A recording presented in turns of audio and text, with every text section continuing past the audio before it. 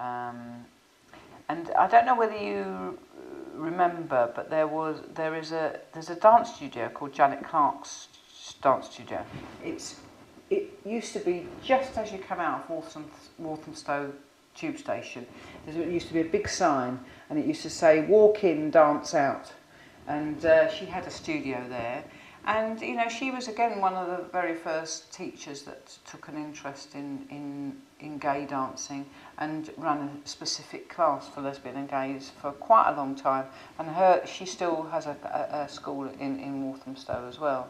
And she was one of the very first examiners to examine men as followers, because before that happened, men were not considered to be able to take that exam. And now that's all changed now, and we're also trying to work with the big dance organisations in the country to get lesbian and gay men accepted as part of the competition circuit. Because at the moment, I'm also part of an organisation called the UK Same-Sex Dance Council. We were formed about 3 years ago. And because the Pink Jukebox runs a competition once every year, we're in our 14th year of doing that now, and we get couples, same-sex dance couples, for ballroom and Latin dancing, come from all over the world. So we had one in February, and it's just myself and Ralph that organise it, so it's a big feat of organisation at the Rivoli Ballroom. And we get couples coming from, America, from Holland, from Germany, from all over the place to take part in that competition. But that's because, at the moment, lesbians can't and gay men cannot dance together in the ordinary, straightforward competition. So one of the other things I'd like to do is see that, just go along to a competition and have two men dancing on the floor at the same time as all the other couples are dancing on the floor. We're a little way off it yet, but I hope that will happen at some point. And I really would like to get, my big aim is to try and get a male couple to be just part of the ordinary competition on Strictly Come Dancing. Can you imagine? I mean, that is, if somebody asked me what is my aim in life, I would say that's my aim in life. Because I think it's important that it should be visible. It's very important for lesbian and gay men to see that they've got the same opportunities as everybody else. One of the things, going back to East London, I'm rambling all over the place, but going back to East London, one of the important things I was involved with was the UK gay sports competition in the year 2000 for the millennium. Waltham Forest were very bold, and they decided to put on a sports competition event for lesbian and gay men. And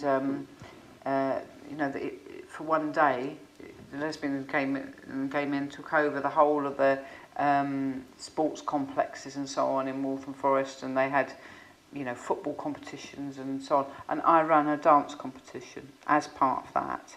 I was DJing again, and also Pink Dancers did the performance, and there was like a competition, a mini competition if you like, but we did have couples from abroad who came across to take part in the competition, and it was a complete sellout. It was held in Lloyd Park in the Waltham Forest Theatre, and it was the only event of the whole sports festival, if you like, that was completely sold out. People couldn't get into it.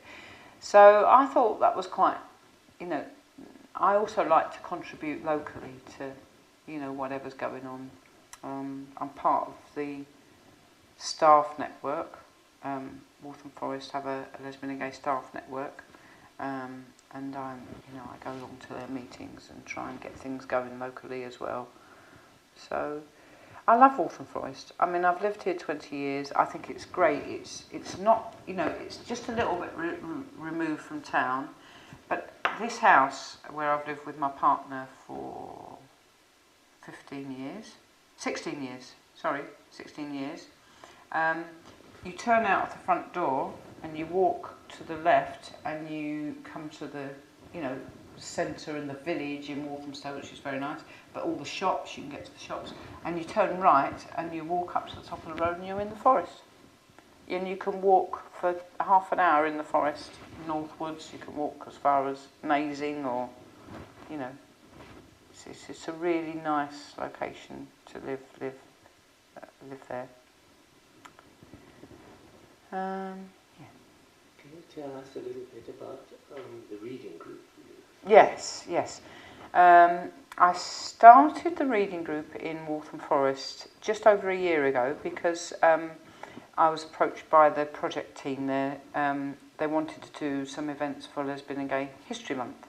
So, as I say, we did a workshop, we did a dance workshop, but I also, I sent an invite out sort of informally to a group another group that I also belong to, which is in Waltham Forest, which is the Waltham Forest Lesbian Tea Party Network.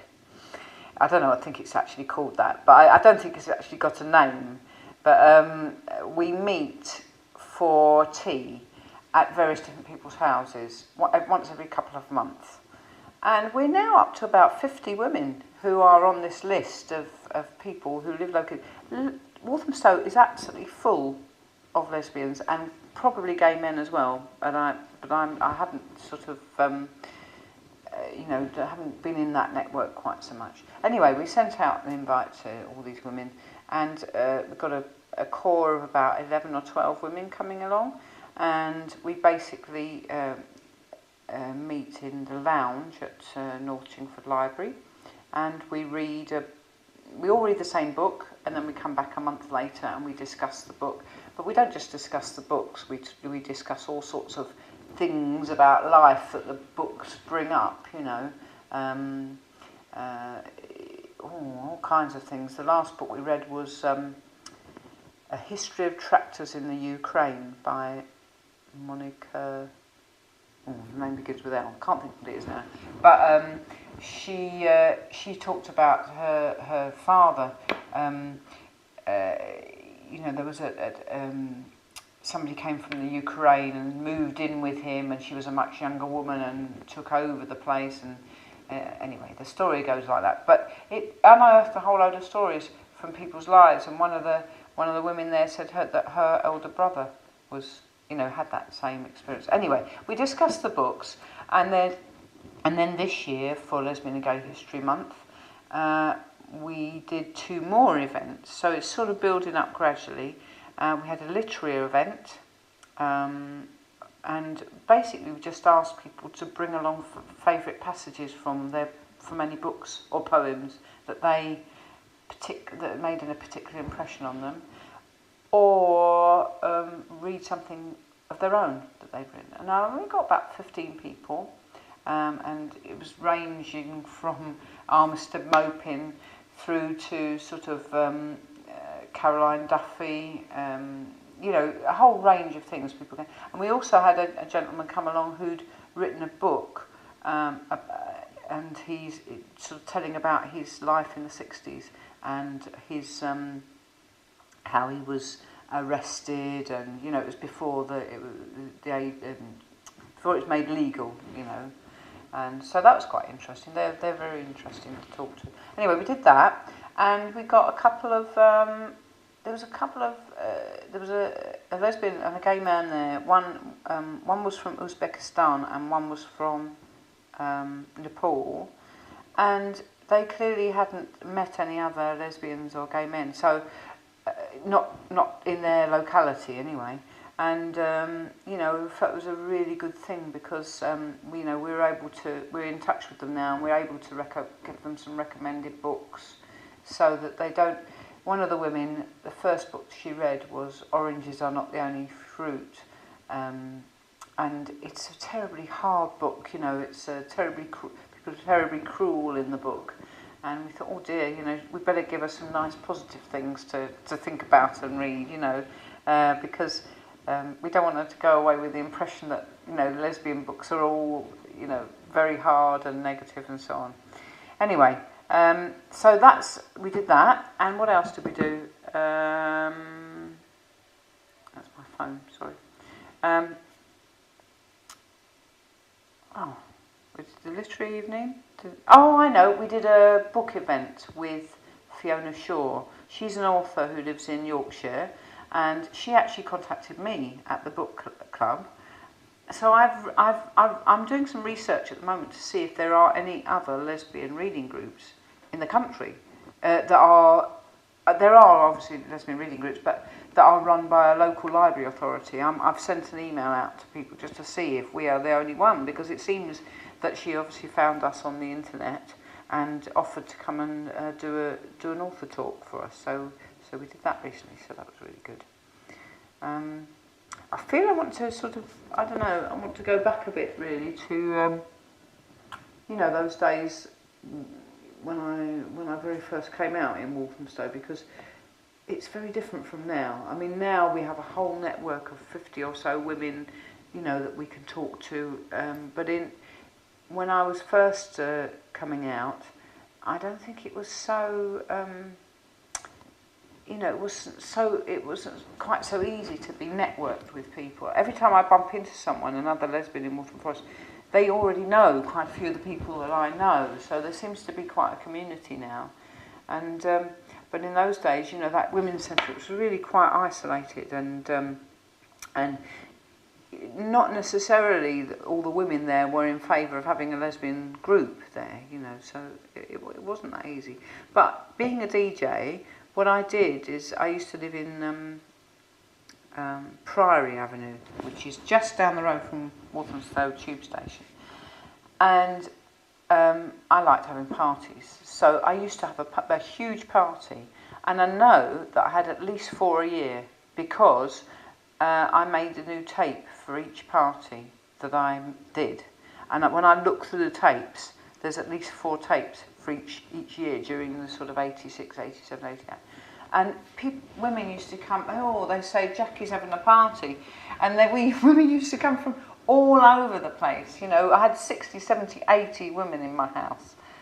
So in a way, I've always been involved in informally networking amongst certainly the lesbian community. It's not that I'm not, I've got a lot of gay men friends in Walthamstow, but I mean, I don't necessarily meet up with them and so on, But the dancing club, the Pink Jukebox, is totally mixed. It's about half and half. It's very nice, actually. My very first friends, when I very first came out, were in this women's consciousness raising group, if you like, and I still have. Those are still my best friends. You know what I mean? That little group of friends I've really kept. I